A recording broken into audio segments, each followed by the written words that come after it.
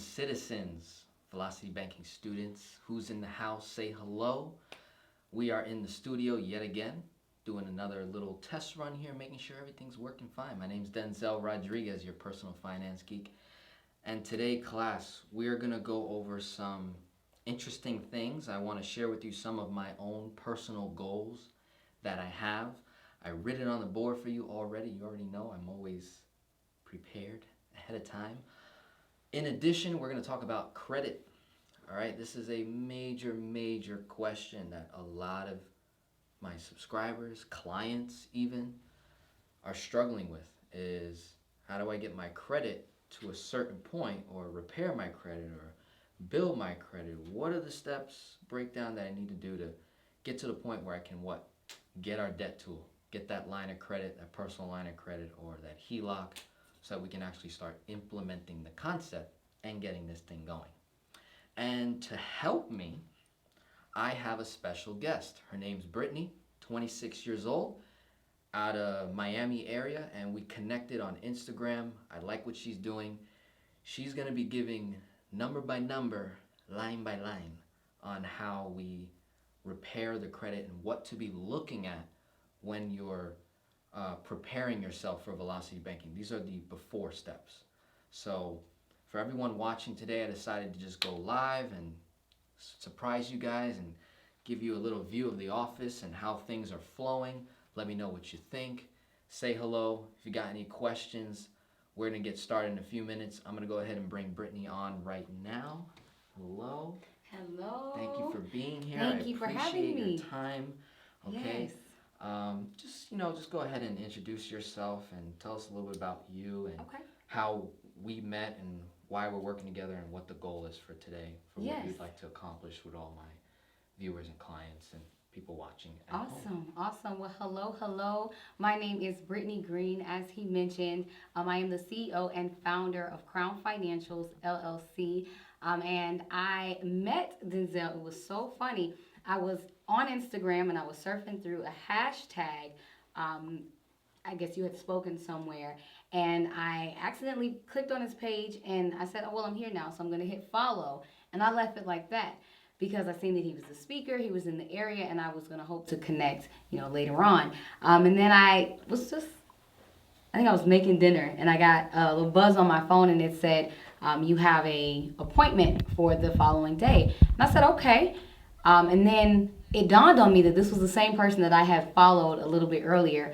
We connected on my way back to Miami and just kind of hit it off because he knew Velocity Banking, and it was funny that he knew Velocity Banking because I had been studying Velocity Banking a little bit earlier on this year and, implementing that with some of my students, or giving them the basic education around it. So that law of attraction really just kind of just hit where you are, and where you're looking to go is gonna, follow you as long as you're making steps to go there. And that's how we connected. So here we are. Awesome. And tell them what you do and how you're going to help us today. So I am a credit restoration specialist. I have been working on credit since July of 2017. It all started with me just wanting to fix my own credit and realizing how important it was. It wasn't until I was denied a promotion on a job that I realized how crucial finance and credit was.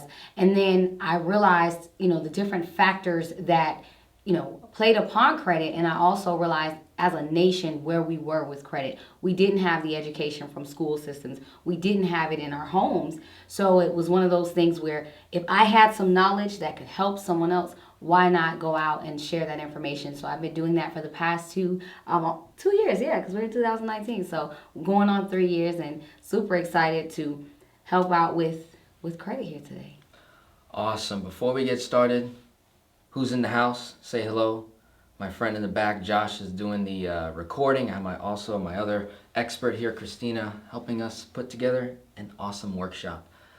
So if you want to read me some questions there, big guy, let me know what's going on. Who's in the house? No questions yet, but we got Jesus Zamora saying hi to you, Denzel. What's up, Jesus? How you doing? Xavier also saying hi to you all. And Odell White is in the building. You also have DR here too. DR. Nice. Right. Some clients, some viewers, love it. All right, so I want to direct our attention to the board here. and just show you guys my personal numbers that I got going on here and the goals that I have for myself. So, as you can see, the 4 major numbers, all right, no debt. The goal is I want to reach an 800 credit score or higher so I can do some things with my personal credit, all right? So we're just going to be going over personal credit today, which is majority of the viewers watching. A lot of you guys have personal debt, and yes, there's some viewers who have business debt as well. That'll be taken care of in another video, but for today we're just going to cover personal credit. So here's where I'm at currently. With Equifax, I got a 667, Experience 690, and TransUnion, I got 732. My goal is I'd like to get access to a personal unsecured line of credit for $25,000 or more, and I want to know exactly number by number, line by line, what do I need to do to get there. I currently have a $10,000 personal line of credit with Bright Star Credit Union down in South Florida. And I've got about 8 or 9 credit cards that I also use as debt tools as well. The next goal for me is I'd like to lease 2 vehicles. My leases are coming up in 2019, next year, around the summertime. So I got about a 9-month window here to, get my credit right, so I can, get my finances and get my personal side going and flowing. I personally would like to lease.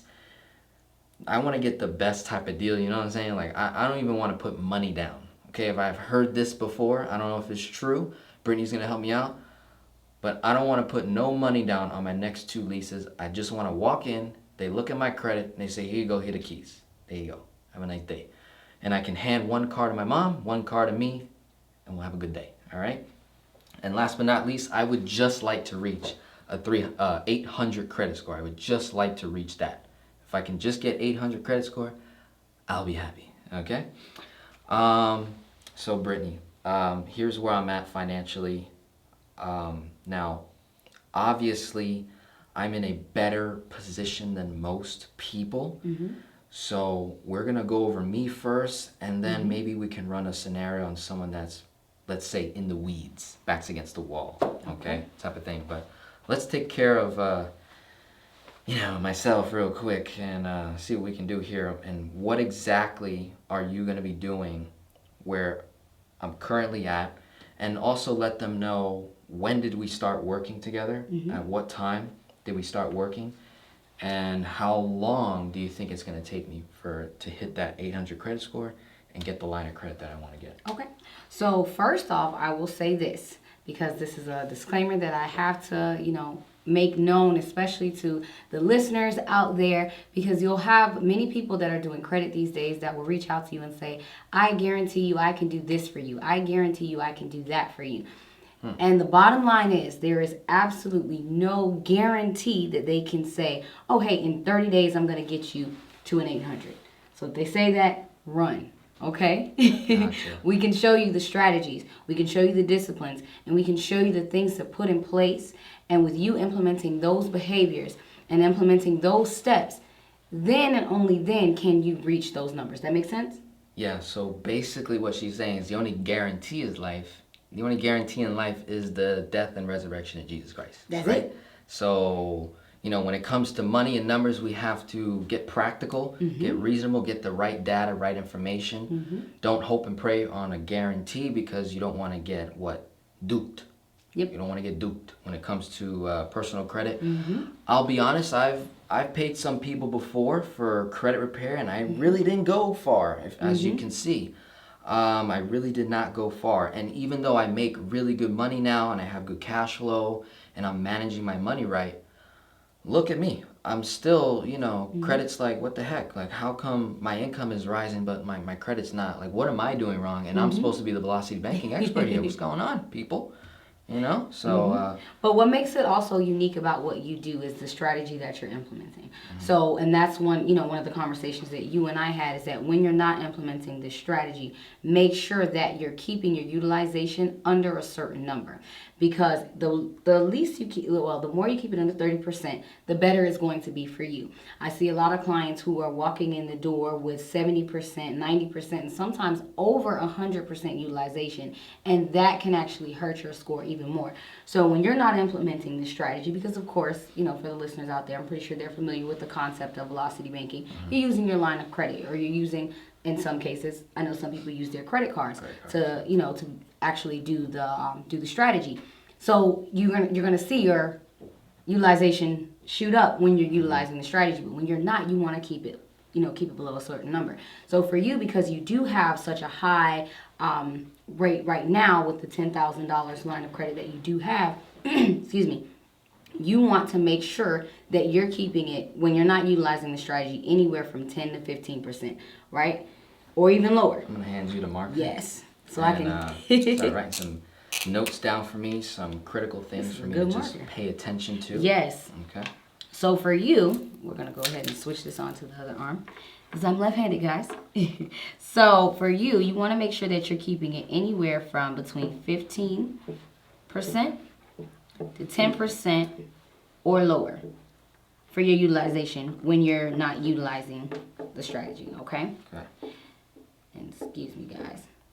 Okay, so when you're doing that, because you have accounts that may close, and this was something that I was letting you know before, and this goes for everyone else.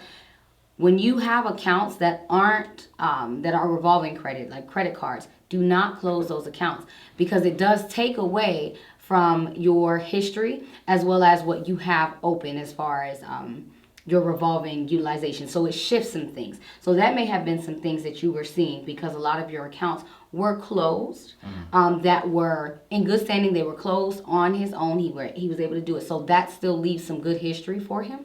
But the reason why you didn't really see much of a shift was because some of those accounts were closing. Okay. So now with the accounts that you're having open now, instead of closing them, continue to ask for increases. That way you're able to continue expanding your credit rather than always having to go through that shift once you're done with one and then you close it down. So usually when I tell my clients, I talk to them, I usually say every 3 to 6 months, increase your credit lines. Is that a safe thing to say? Yes, okay, as long as, because here's another disclaimer, they're utilizing it properly, meaning they're not missing payments on it. Gotcha. And they're, makes sense, keeping a good balance between the utilization rates, because I know sometimes you're applying the strategy, but as long as they're making those payments on them or paying more on them, because the minute you begin missing payments, that now affects your payment history, but it also affects if their decision if they want to increase the credit for you, as well as your interest rate that you'll get. Gotcha. So it's just kind of depending on the behaviors of that. Because they are more behavior driven than, especially in the new FICO model, they're more behavior driven than the actual numbers. Than the actual scores. So behavior driven. Yes. Okay, it's how you use credit. Boy, do I say this often. How you use credit is everything. Okay? And just to touch on this, how much of this right here, 15 to 10% utilization, affects the score? Is there a number? Yes. A certain amount? Yes. Well, okay, so here we go. So if you want perfect credit, let's just say someone wants perfect credit. 850 is pretty much what we consider perfect credit. Out of utilization, that's 30%. So if you keep your cards 30% and below, you're looking at having access to anywhere to 255 points that you can either lose out on or that you can actually use in your benefit. So the lower, of course, that you go and the more that you're implementing those behaviors, because see, one thing with the FICO score of 9 model, they are more so looking at how consistently are you under 30%. Gotcha. So the more you are over 30%, again, like I said, that behavior driven, they're looking like, okay, this person may be a little bit more desperate for credit. Maybe they're, utilizing it a little bit more. In this instance, with you using the velocity banking theory, of course, you're going to have some times where you're higher. But for, like I said, those times that you aren't using it, work to stay so below of that so that it's like, okay, when these points get applied, it sticks and it's like, okay, we can trust this person. And That makes sense?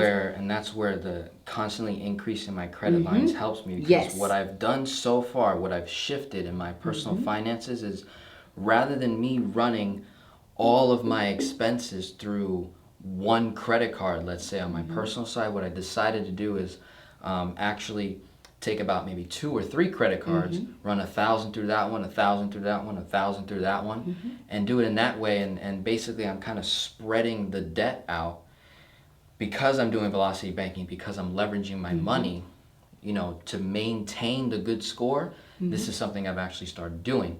Of course, I don't have any debt, so I don't have to actually worry about chunking at anything to pay off my debt. I'm simply just doing velocity banking in my finances right now to just keep leveraging the accounts, keep building those relationships with the banks. Okay, Yes, so that's and good it's to know. important too, when you're using line of credits. I always say, limit the amount of loans that you have. Of course, you want to have varieties, but one thing that happens is once you're done paying off a loan and that account closes, what many people will see is that sometimes it takes their score down. Okay. And it's different, but sometimes it does. So in the instance that you're using line of credits, those are the things that, again, like you said, keep increasing, because then that utilization is going to have less effect. Because the way they're looking at it is not just 30% on each card. They want to see 30% in total. So with all the amounts that you have together, how are these under that 30% mark altogether? But individually, you have to look at those cards and those behaviors, because once you're looking to increase, that's something that you're also going to want to look out for. That makes sense? Yes, yes, it does. Does that make sense, class? Hope it does. Hope you're taking notes, because if you're not, I'm telling you, you're gonna miss out. And I know there's a lot of you guys, and you don't like to admit it, but you'll send me private emails in the mail. You'll be like, look, I'm in the weeds trying to get my credit right. Look, Brittany took some time today to really just iron out the details so that you can be paying attention to this. All And right? you're in a really good position. To be honest, you're in a really good position. It's just more so now creating that balance from when your accounts did close. Right. And because, again, like I said, the number of accounts that you have closed are in good standing, which means he does keep a little bit of his history. So if we were to remove those completely, then you would see an even bigger shift in your score going down. Whereas any accounts that are in bad standing that were closed, those are the ones you want to remove, because that's when you're going to see the hike in your score going up. But more so, yours is just now getting that utilization under 30%, keeping it between here 15% and 10%, or lower when you're not utilizing the theory, and then not closing out your accounts and letting them continue to build, either increasing with your limit as well as increasing the history. Okay. And what's the next thing? What's the next So, big point? that The you wanna next mention? point that I want to mention, Yeah, anything that you want to also introduce or make sure that I'm following as I'm building my score over the next 6 to 9 months? with you, no. Okay, great. So just keep it right Yeah. here. Keep it right here. These are the And- things you want to really, really focus on. Oh, actually, yes. Yes. Because this was something that you pointed out to me as well, that I had, already sent letters off for you for. Making sure that your personal identifying information is 100% correct. Because when you have information that may not be correct, I saw this on someone's file yesterday with a different birth year. They were born in 1989, but on their report it says 1969. And with that little tiny thing being on there, they had someone else's account information on there with a different address, with different accounts that was now bringing down their score. So it's important and it's crucial, because I think you had a misspelled name on yours. Yeah, they spelling Denzel wrong. With an S. The experience.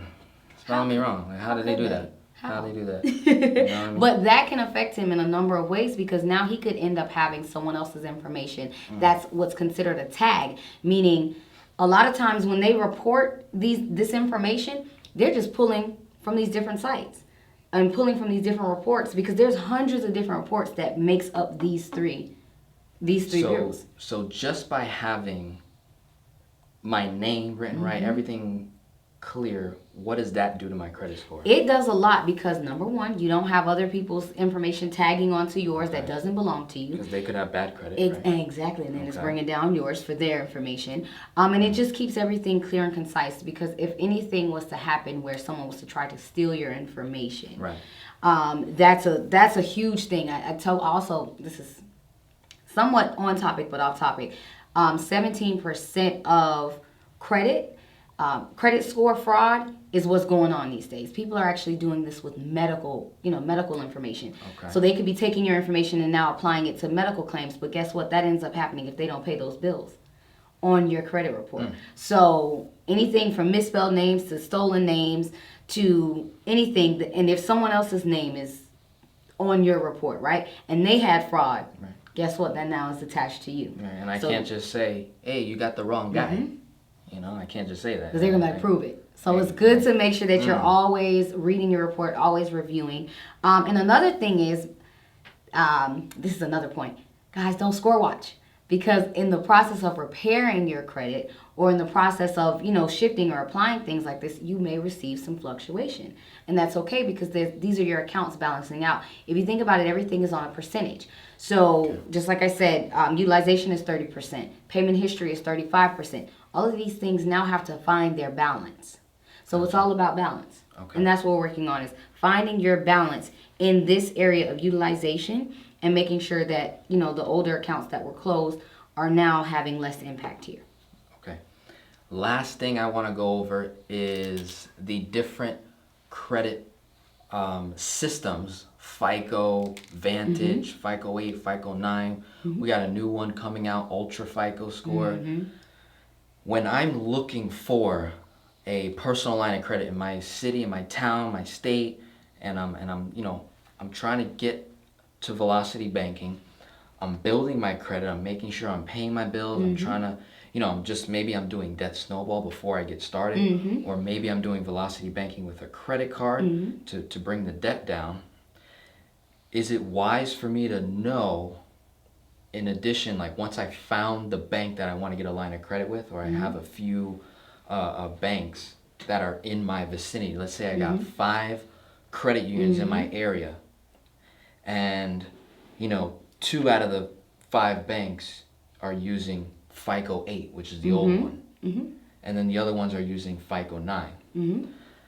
Let's say I am looking to get a line of credit. I got a ton of debt. I don't have a line of credit. My credit score is maybe around here, between like high 60s, mid high 600, low 700s. Okay, and I don't have a line of credit. Maybe my income is less than this, cash flow is less than that, right? Like a lot less. Would it be better, let's say like my FICO 8 score is much higher than my Vantage or my FICO 9. Okay. In terms of velocity banking, would you refer or recommend them to go to the bank that's going under your FICO 8 or FICO 9 if you have better scores showing up? So with that, it's a little bit tricky because when you're going to a bank, sometimes they even run it through different lenders, multiple lenders. So it's a little hard to pinpoint who runs what.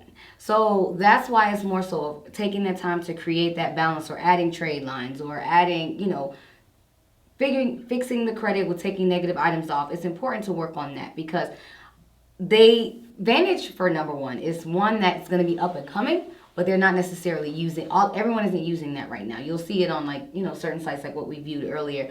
I think it was CreditWise that has it there, but most of them will not run it through Vantage because there's been so many lawsuits and things with the discrepancies of the Vantage score because I think they were sued for trying to use the regular FICO numbers of, how we go from 300 to 850. Then they finally figured that out. So now they're still getting activated. So we're good on Vantage.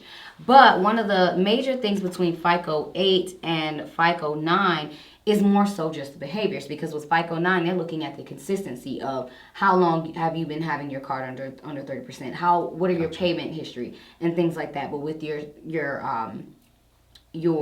FICO 8, they could just be looking at, hey, okay, you're at 30% right now and you're good to go. So it's one of those things where just making sure that you establish a good 3 to 6 months worth of good history, of payment history, keeping your cards under 30%, just in case, because different lenders look at different things. Before I apply for the line of credit. Before you apply for the line of credit, just because you want to make sure that you are in tip-top shape everywhere. So just to be safe, 3 to 6 months worth of perfect behavior before you apply for that line of credit, just because you don't know what they're going to be looking for.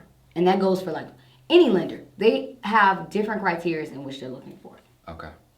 All right. So one of the things that I tell my clients, because I don't know the numbers per se for exact, is when I'm, in addition to looking for that line of credit, correct me if I'm wrong, but I tell them, hey, if you found the bank that offers the line of credit, personal line of credit or HELOC that you want to eventually apply for so that you can do velocity banking, one thing that I tell you guys is build a relationship with that bank. Yes. Such as opening up a checking and a savings account. Yes.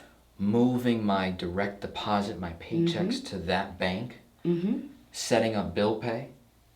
Possibly even opening I got a good trick for a that. secured credit card or maybe a secure line of credit.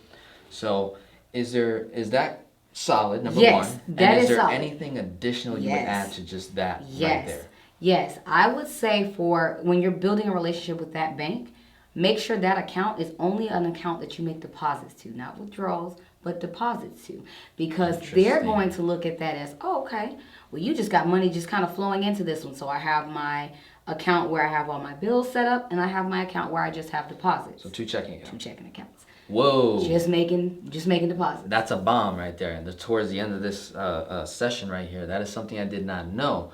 So what she's telling me is when I'm looking for that line of credit, when I'm looking for my debt tool, no matter what state I'm in, once I found the bank that I want that meets the criteria for me to do velocity banking, and let's say you're not in this financial position. Let's say you've got less income, less cash flow, ton of debt, mortgage, student loans, car payments, the whole nine, right?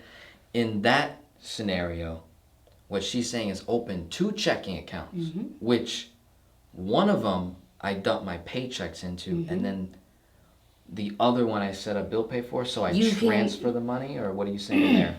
And that's a good one too. But I was thinking more so of because most people are still on the W-2 salary, so that's a Okay. good thing. Because you know how we pay our taxes and it's just out of sight, out of mind. You can set it up to where 10% goes to this account and it's just deposited there, and you just have every single time you get paid that money just going to that account. And then you have, of course, your money going 90% going into the other account where you're making Okay. your bill payment. That way, they're seeing more so of a behavior, because I'm thinking from a behavior aspect. Gotcha. So of what they're it's reviewing. not necessarily the amount of money that I'm sending to the bank. To the bank. It's more so Because they're the going to be looking at consistency. everything when they're Gotcha. approving you for loans. They're going to be looking Lines at of credit, my yes. withdrawals, my payments. They're going to be looking my at debt every payments. single thing, because they want to know, can I trust you to pay me back? Have you built this relationship where I can trust you? That's why most people will not get approved for credit cards, because lenders are saying, I can't trust you. If your credit is a certain area, I can't trust that you're going to pay me back. And if I'm going to give you this, I'm going to tag on this ridiculous amount of interest rate, because even if you don't pay me back, I'm just going to, boom, I know I'm going to get paid somewhere. Gotcha. So it's more so about the behaviors and adapting those good behaviors. That's something that I've been studying lately, and I've been seeing it really drive home, especially, even though in this instance we're not looking for, lines of credit for homes or anything like that, but it's still the same concept of lenders are looking at your behaviors, because they want to know, okay, you may have accounts that you do withdrawals from, but how are you with saving? How do I know that you're putting money away? How do I know that you're responsible with the money that you're giving? Okay. All right. I like that. That sounds good. So, let me think here. So, when I'm connecting with that bank, building my relationship, in addition to so just to do a little recap here for people who are, again, for people that are watching, whether you're watching live or you're gonna watch the recorded at some point in time, when it comes to rebuilding, establishing credit, these are the do-it-yourself stuff that we could be doing. Let's start getting into, when does it make sense to hire someone like you, right? Okay. And go over what, if you know this, like the average cost Okay. of hiring like a credit repair person, like what's too much and what is too cheap and what's Gotcha. right in the middle. Like, Okay. how can I be certain that this man or woman is going to be the right person Yeah. for me? And kind of, I guess, kind of go into like what you like to do, especially towards my people right here that are all in favor of the velocity banking concept, that they want to do it. It's just the credit is stopping them from Gotcha. getting what they need. Okay. So if they were to go to you and they say, all right, Brittany, what are we going to do here? Okay. How do we, because what Denzel's saying is great, but it's like it doesn't apply to me because maybe I'm not there yet. maybe I have a bankruptcy. Okay. Or maybe I'm, just bad numbers. My 4 majors is not good. Gotcha. Okay. So So one thing, I'm an education junkie. I like education, and I feel that if I'm going to work with you, I need to provide you with some type of value, some type of education, so that you won't always have to come back to me if life happens. Because let's just be honest, life happens, right?